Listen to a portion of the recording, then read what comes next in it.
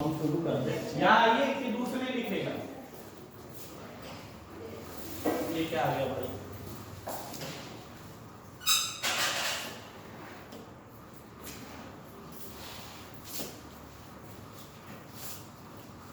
चाहे आपको research paper लिखना हो, काम नहीं ये आ गई इधर और ऊपर। चाहे आपको रिसर्च पेपर लिखना हो, चाहे आपको डिसर्टेशन का टॉपिक लिखना हो,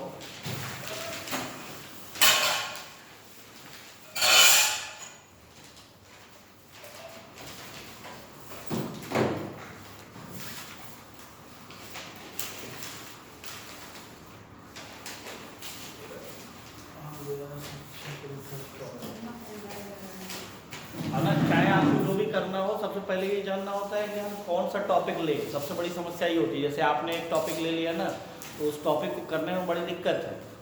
वो मैंने कहा वो उन लोगों के लिए होता है जो लोग अच्छी खासी सैलरी पाते हो।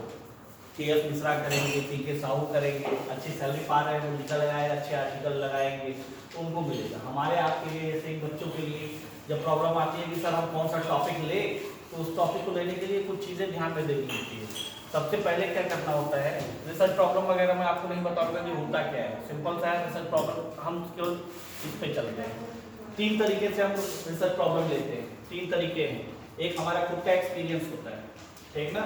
ये उन लोगों के लिए आपके साहू हैं, के.एस. मिश्रा है, उन लोगों के लिए कि अपने अनुभव के आधार पर उन्होंने कोई एक एरिया सेलेक्ट किया, एक प्रॉब्लम लिया, उस पर काम करना शुरू किया। और दूसरा होता है रिव्यू लिटरेचर, जो आपके लिए काम में आता है। रिव्यू लिटरेचर आप कहाँ करेंगे, जो कहीं भी शोध हो चुके हैं, चाहे वो डिसर्टेशन में हुए हों, चाहे वो रिसर्च पेपर्स हुए हों, ऑनलाइन आप देख सकती हैं। वहाँ से आप कोई एक प्रॉब्लम उठा सकते हैं, उनके वेरिएबल चेंजेस करके, उनके पॉपुलेशन चेंज करके, उनकी एरिया चेंज करके हम वहाँ से ले सकते हैं, राइट ना। और तीसरा हम डिस्कशन, जैसे आप मेरे पास चल के है ना, तो मैंने आपको बताया कि इस पे कर लो, तो अपने सीनियर से, अपने गार्जियन से, अपने टीचर से, किसी से भी डिस्कस करके हम अपनी रिसर्च प्रॉब्लम ले सकते हैं, ठीक ना।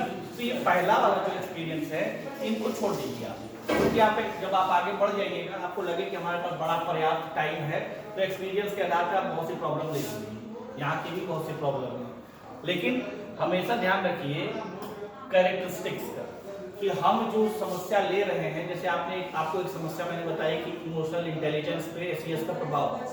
वेरिएबल हमने चुन लिया रिव्यू लिटरेचर करके, तो हमको ये डिसाइड करना होता है कि ऐसा कौन सा लेके थोड़ा सा रेलिवेंसी देंगे। रेलिवेंसी क्या होती है, उसकी उपयोगिता।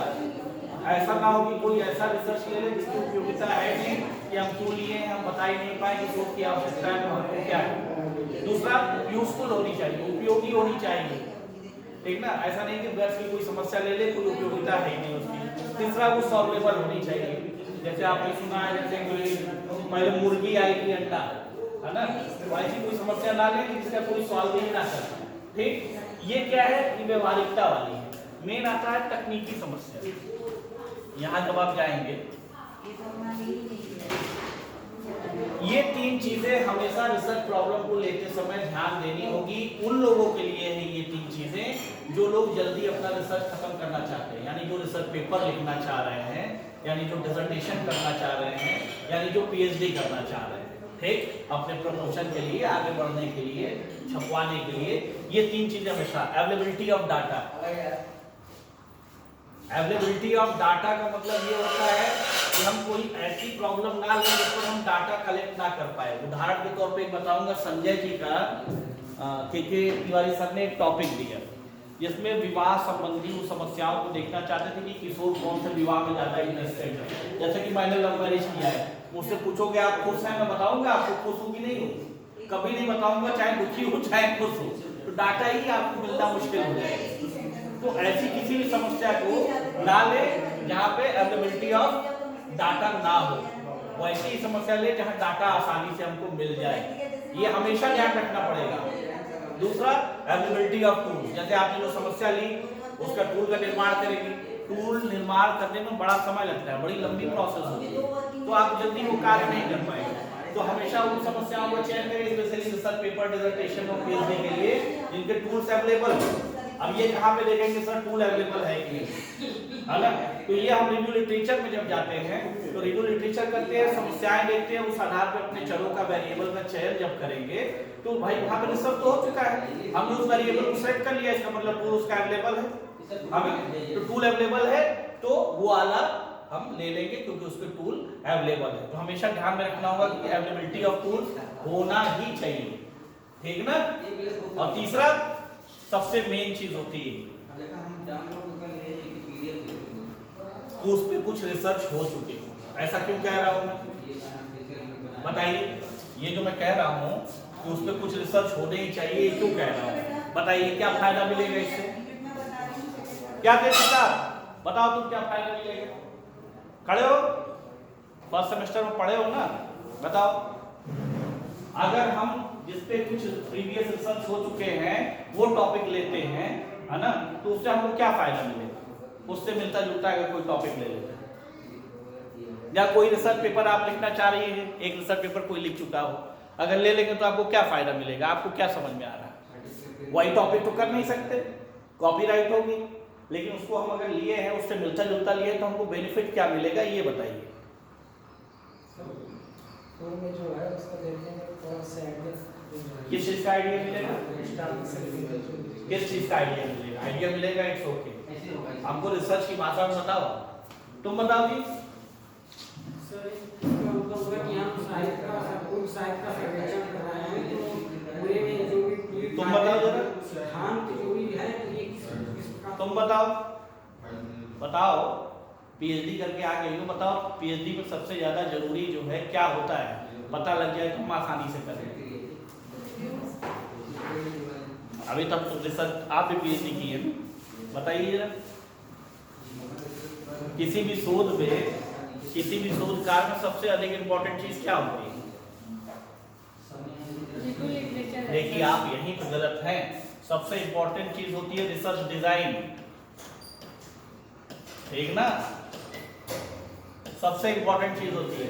अगर किसी भी शोध की रिसर्च डिजाइन नहीं बनेगी ढंग से, कहा ना जब मकान बनाते हैं तो नींव सबसे अधिक इंपॉर्टेंट होती है कि कैसा नींव आप डाल रहे हैं, और ये रिसर्च डिजाइन वही नींव होती है। तो स्टार्टिंग में ही हम सिनॉप्सिस में रिसर्च डिजाइन को डिफाइन करते हैं कि ऐसे ऐसे हम करेंगे और बाद में हम करते हैं। सर अगर समस्या नहीं मिला तो प्रॉब्लम लेंगे नहीं तब तक तुम कैसे डिजाइन बनाएंगे। अरे भाई प्रॉब्लम तो हम वहाँ ले चुके ना, हमने क्या कहा, सम प्रीवियस रिसर्च, हमको ऐसी समस्या लेनी है जिसको हम रिसर्च डिजाइन मिल जाए, जिस पर कुछ शोध हो चुके हो, यानी हम पहले से ही प्री डिसाइडेड हैं कि हमको ये पता है कि हमको इसमें से ये वेरिएबल लेना है ना, हमको इसको अपना आधार बनाकर चलना है, ठीक ना। तो प्रॉब्लम तो क्लैरिफाई हो गई है यहाँ पे। जब आपने रिव्यू लिटरेचर किया तो आपने अगर इस चीज को ध्यान में दिया है तो आपकी प्रॉब्लम क्लैरिफाई हो गई। अब इससे फायदा क्या होगा, हमको रिसर्च डिजाइन क्लियर होगी, राइट। रिसर्च डिजाइन में आता क्या क्या है, रिसर्च डिजाइन में फॉर्मुलेशन आता है, राइट। दूसरा रिसर्च मेथड आता है, ठीक ना। तीसरा सैंपलिंग मेथड आता है ना। फिर चौथा आपका क्या आता है, स्टैटिस्टिक्स आता है, फिर टूल्स आता है। अगर मिलता जुलता आपने लिया हुआ है रिसर्च प्रॉब्लम तो ये सारी चीजें आपको मिल जाएंगी। एक रिसर्च डिजाइन में कोई भी एक रिसर्च सिलेक्ट किया आपने, ये सारी चीजें आपको मिल जाएंगी। अब हमको करना क्या है, ये पॉपुलेशन चेंज करके हम नया टॉपिक बना सकते हैं, है ना। हम सैंपलिंग मेथड चेंज करके नया टॉपिक बना सकते हैं। तो ये दो चीजें चेंज करके हम नया टॉपिक बना सकते हैं। देखिए एक चीज और बताओ, जो शोध कहीं हो चुका है उस पर भी हम शोध कर सकते हैं, कहीं ऐसा नहीं है कि हम उस टॉपिक पर शोध नहीं कर सकते।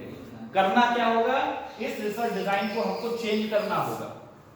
हम रिसर्च डिजाइन को चेंज करके भी जो इस विषय पर शोध हो चुके हैं उस पर कर सकते हैं। फॉर एग्जांपल मैंने 2014 में एक टॉपिक लिया, ठीक। 2014 में जब मैंने डाटा कलेक्ट किया तो उस समय की परिस्थितियां अलग थी। मेरा क्या था, बीएड स्तर के विद्यार्थियों की संवेगात्मक बुद्धि, मूल्य और शैक्षिक अभिप्रेरणा पर उनके सामाजिक आर्थिक स्तर के प्रभाव का अध्ययन।